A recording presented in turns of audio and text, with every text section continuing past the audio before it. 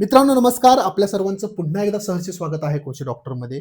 तुम्हाला स्क्रीनवरती दिसतच आहे. आजचा व्हिडिओ पुन्हा एकदा आपण ऊस पिकावरती बनवत आहोत आणि या व्हिडिओमध्ये मी तुम्हाला सांगणार आहे ऊस पिकातील गवताळवाढीबद्दल. पाठीमागच्या काही दिवसापासून बरेच शेतकरी आपल्याला विचारत होते, की आमच्या ऊस पिकामध्ये गवताळवाढीचा प्रॉब्लेम आहे. तर ही गवताळवाढ ऊसामध्ये नेमकी काय येते? येऊ नये म्हणून काय करावं आणि आल्यानंतर आम्ही कोणते उपाय करावे? बघा, अतिशय महत्त्वाचा आणि अभ्यासू हा व्हिडिओ असणार आहे. माझी कळकळीची विनंती आहे, थोडा वेळ काढा, व्हिडिओ पूर्ण पहा. व्हिडिओच्या शेवटी जर तुम्हाला माहिती आवडली, तर हा व्हिडिओ तुमच्यासारख्या अशाच अभ्यासू शेतकऱ्यांबरोबर शेअर करा. चला तर आपल्या व्हिडिओला सुरुवात करूया. पुढे जाण्या अगोदर एक महत्त्वाची सूचना. आपल्याकडे सोयाबीन, गहू, हरभरा, कांदा, कोथिंबीर, खरबूज, कलिंगड आणि ऊस पिकाचं सध्या शेड्यूल आहे. पुढच्या काही दिवसामध्ये तुम्हाला केळी आणि कापसावर देखील शेड्यूल पाहायला मिळेल. आपण मोजक्याच पिकावरती काम करतो. सर्व पिकाचे शेड्यूल मिळणार नाहीत. कृपया शेतकऱ्यांनी इतर पिकांची मागणी करू नये. हे शेड्यूल तुम्हाला खरेदी केल्यानंतर तुमच्या WhatsApp नंबरवरती PDF स्वरूपामध्ये पाठवली जातात. ज्याच्यामध्ये लागवड ते काढणी सर्व माहिती असते. आता शेड्यूल कसे खरेदी करायचे? या शेड्यूलच्या सर्व लिंक डिस्क्रिप्शन बॉक्समध्ये आहेत. किंवा तुम्हाला जर हे शेड्यूल डायरेक्ट फोनपे, गुगल पे वरती पेमेंट करून खरेदी करायचं असेल, तर हा फोनपे, गुगल पे नंबर आहे. याच्यावरती पेमेंट करा आणि हाच WhatsAppचा नंबर आहे. पेमेंट झाल्यावर या WhatsApp नंबरवरती स्क्रीनशॉट पाठवा. तुम्हाला शेड्यूल मिळून जाईल. ठीक आहे. मेसेज करण्याची वेळ सकाळी 9 ते सायंकाळी 6. सूचना समाप्त झालेली आहे. लगेच आपल्या मुख्य विषयावरती बोलूया. बघा, गवताळ वाढ अशा प्रकारची लक्षणं तुम्हाला दिसू शकतात. ऊसावरील गवताळ वाढ ज्याला आपण ग्रासी शूट डिसीज असं म्हणतो, GSD, हा ऊस पिकातील एक अत्यंत हानिकारक आणि वेगाने पसरणारा रोग आहे. यामुळे ऊसाचे उत्पादन आणि साखरेचा उतारा या दोन्हीवर मोठा विपरीत परिणाम होतो. या रोगाची सविस्तर माहिती मी तुम्हाला पुढील प्रमाणे सांगणार आहे. ठीक आहे.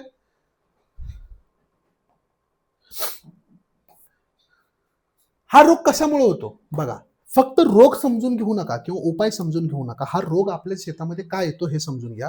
हा रोग बुरशी किंवा विषाणूमुळे येत नाही. म्हणजे हा रोग कुठलाही फंगल किंवा त्या ठिकाणी व्हायरल रोग नाही. बरेच लोक ह्याला व्हायरस म्हणतात. विषाणू किंवा बुरशीमुळे होत नाही. हा रोग फायटोप्लाझ्मा या सूक्ष्म जीवामुळे होतो, ज्याला आपण ऑर्गॅनिझम म्हणतो. सूक्ष्म जीवामुळे होतो. हे जीवाणू काय करतात, की अन्नवाहिकामध्ये म्हणजे ज्या काही झाडाच्या ऊसाच्या अन्नवाहिका असतात त्याच्यामध्ये वाढतात. झाडाचा जो काही पाण्याचा आणि अन्नाचा पुरवठा आहे वर जाणारा, तो ब्लॉक होतो आणि झाडाची उभी वाढ होत नाही. फक्त एकदम झुडपासारखी अनेक फुटव्यामध्ये त्याची वाढ आपल्याला पाहायला मिळते. ठीक आहे. लक्षणं स्पष्ट आहेत. असं जर झुडूप झालेलं तुम्हाला दिसेल, तर नक्कीच ते गवताळवाढीचा प्रॉब्लेम आहे. लक्षणं देखील सांगणार आहे. म्हणजे हा रोग झालाय तुमच्या ऊस पिकामध्ये आलाय, तुम्ही कसं समजू शकता? गवतासारखे फुटवे, बुंद्यापासून खूप बारीक बारीक आणि खुलटे फुटवे तुम्हाला जर पाहायला मिळतील, तर ते गवताळ वाढ आहे. त्यामुळे ऊसाचे बेट गवताच्या झुडपासारखे तुम्हाला दिसते.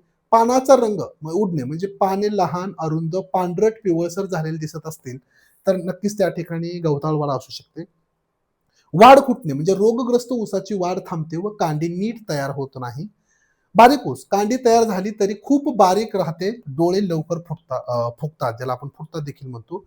खोडव्यात जास्त प्रादुर्भाव, लागणीपेक्षा खोडव्यात तुम्हाला हा रोग जास्त दिसून येतो. का? त्याचं कारण मी पुढे सांगणार आहे. तुम्हाला हा प्रश्न पडला पाहिजे. लागणीपेक्षा खोडव्यामध्ये गवताळवाढ का जास्त आपल्याला दिसून येते? बघा, रोगाची लक्षणं पाहिली, रोग का येतो ते देखील पाहिलं. प्रसार कसा होतो? इथं तुमचं उत्तर आहे. प्राथमिक प्रसार म्हणजे सुरुवातीला कसा होतो? मुख्यतः रोगग्रस्त बेने. जर तुम्ही रोगग्रस्त बेने वापरत असाल, म्हणजे एखाद्या प्लॉटमध्ये गवताळ वाढ आलेली आहे आणि तिथून जर तुम्ही बेनं तोडून आणत असाल आणि नवीन प्लॉटची लागण करत असाल, तर 100% त्या नवीन प्लॉटमध्ये गवताळ वाढ येणार आहे.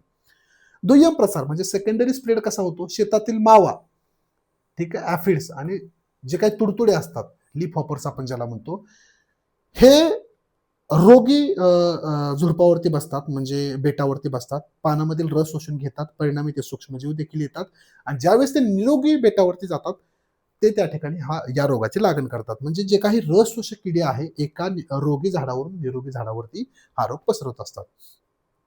सगळ्यात महत्वाचं अवजारामार्फत म्हणजे ऊस तोडणीसाठी जे काही अवजार आपण कोयता वगैरे वापरत असतो, तो तो जर कोयता तुम्ही रोगाची लागण असलेल्या प्लॉटमध्ये वापरला आणि तो आहे तसा कोयता जर तुम्ही तुमच्या ऊस तोडणीसाठी वापरला, तर 100% तुम्हाला लागणीत नाही पण खोडव्यामध्ये ह्या रोगाची लक्षणे दिसून येतील. म्हणून मी म्हणलो होतो खोडव्यामध्ये जास्त प्रॉब्लेम होतो या रोगाचा. ठीक आहे. प्रसार बघितला. काय करायला पाहिजे? सर्वात महत्वाची गोष्ट बघा, या रोगावर थेट फवारणी करून नियंत्रण मिळवणे कठीण असते, त्यामुळे प्रतिबंधात्मक उपाय करणे गरजेचं आहे. म्हणजे रोग आपल्या प्लॉटमध्ये येऊ नये म्हणून उपाययोजना करणं गरजेचं आहे. निरोगी बेण्याचा वापर करा. स्वतः जाऊन त्या ठिकाणी बेने प्लॉट पहा. दुसऱ्याच्या डोळ्यावर विश्वास ठेवू नका. प्लॉटमध्ये कुठेही गवताळ वाढ त्या ठिकाणी नाही ना याची खात्री स्वतः करा. बेने प्रक्रिया. आता मी सांगत असतो वारंवार की उष्ण जल प्रक्रिया करा, पण शक्य होत नाही प्रत्येकाला. तुम्ही बेस्टमध्ये एखादं निरोगी बियाणं निवडून बुरशीनाशक आणि कीटकनाशकाची प्रक्रिया जरी त्याला केली तरी चालेल. पण उष्ण जल प्रक्रिया करणे हे एक सायंटिफिक मेथड आहे गवताळ वाढ रोखण्यासाठी. काय केलं जातं? बेने 50 डिग्री सेल्सिअस तापमानाच्या पाण्यात निदान 2 ते 2.5 तास ठेवलं जातं. काढून पुन्हा सावलीमध्ये सुकवलं जातं. मग लागवडीसाठी वापरलं जातं. असं जर केलं तर त्या बेण्यातील जे काही सूक्ष्मजीव असतात म्हणजे फायटोप्लाझ्माचे जर काही अवशेष असतील तर ते पूर्णपणे नाहीसे होतात. हां, समजा तुमच्या प्लॉटमध्ये आलाय रोग, तर काय करायचं? सर्वप्रथम रोगग्रस्त जे काही बेट आहे, ते पूर्णपणे उपटा प्लॉटच्या बाहेर नेऊन नष्ट करा. सुरुवातीलाच म्हणजे कुठेतरी 1 ते 2% तुम्हाला प्रॉब्लेम दिसतोय, तर हा तुम्हाला उपाय करणं खूप गरजेचं आहे. आणि त्यानंतर समजा तुम्हाला लागवडीत किंवा पहिल्या खोडव्यामध्ये जर गवताळ वाढीचा प्रॉब्लेम जास्त दिसतोय, तर त्याचा खोडवा किंवा दुसरा खोडवा तुम्हाला घ्यायचा नाही. ठीक आहे? ज्यावेळेस तुम्ही रोगग्रस्त बेटे नष्ट करता, कापून प्लॉटच्या बाहेर नेऊन नष्ट करता, लगेच प्लॉटमध्ये तुम्हाला एक फवारणी करायची आहे रस शोषक किडीच्या नियंत्रणासाठी. काय काय घ्यायचं आहे तुम्हाला? नीट बघा. ॲक्ट्रा कीटकनाशक तुम्हाला 8 ग्रॅम घ्यायचं आहे. साप नावाचं बुरशीनाशक तुम्हाला 30 ग्रॅम घ्यायचं आहे. चिलेटेड लोह ज्याला आपण फेरस म्हणतो 20 ग्रॅम घ्यायचं आहे. सिलिकॉन बेस स्टिकर तुम्हाला 5 मिली घ्यायचं आहे. आणि 15 लिटर पाण्यासाठी हे प्रमाण सांगितलेलं आहे. बेस्टमध्ये जमिनीमध्ये ओल असताना सकाळी 10च्या आत किंवा सायंकाळी 4च्या नंतर फवारणी करायची आहे. ठीक आहे? कधी? ज्यावेळेस रोगग्रस्त बेटे आपण काढतो त्यावेळेस. ह्यानं काय होणार आहे? प्रसार थांबणार आहे. रस शोषक किडी कंट्रोल होणार आहे.